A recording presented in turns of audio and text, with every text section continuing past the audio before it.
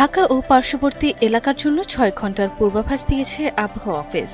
বৃহস্পতিবার ৪ জুন সকাল ৭টা থেকে পরবর্তী ৬ ঘন্টার জন্য এই পূর্বাভাস দেয়া হয়েছে। পূর্বাভাসে বলা হয়, আকাশ পরিষ্কার থাকতে পারে, আবহাওয়া থাকতে পারে শুষ্ক। দক্ষিণ বা দক্ষিণ পূর্ব দিক থেকে ঘন্টায় ৮ থেকে ১২ কিলোমিটার বেগে বাতাস প্রবাহিত হতে পারে। দিনের তাপমাত্রা প্রায় অপরিবর্তিত থাকতে পারে।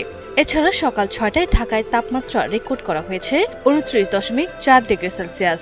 বাতাসের আর্দ্রতা ৮৬%। আজকে সর্বনিম্ন তাপমাত্রা ২৯.৩ ডিগ্রি সেলসিয়াস।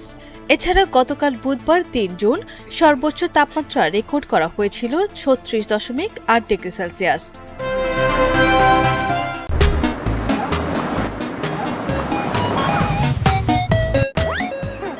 অন্যদিকে দেশের অভ্যন্তরীণ ৪ অঞ্চলের ওপর দিয়ে তীব্র ঝড়ো হওয়া সহ বৃষ্টি বা বজ্রবৃষ্টির পূর্বাভাস দিয়েছে আবহাওয়া অধিদপ্তর।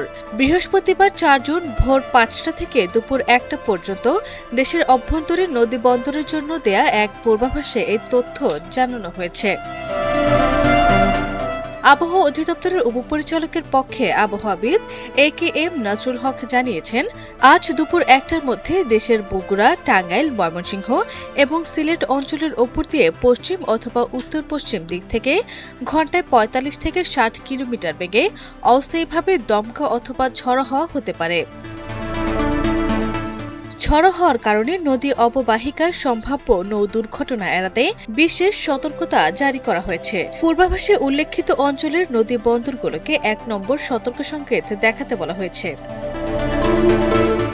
এই অঞ্চলের নৌযানগুলোকে আবহাওয়া পরিস্থিতির ওপর নজর রেখে সাবধানে চলাচল করতে এবং পরবর্তী নির্দেশনার দিকে খেয়াল রাখতে পরামর্শ দিয়েছে আবহাওয়াবিদরা। আরবি ইসলাম হিমু, NTV অনলাইন।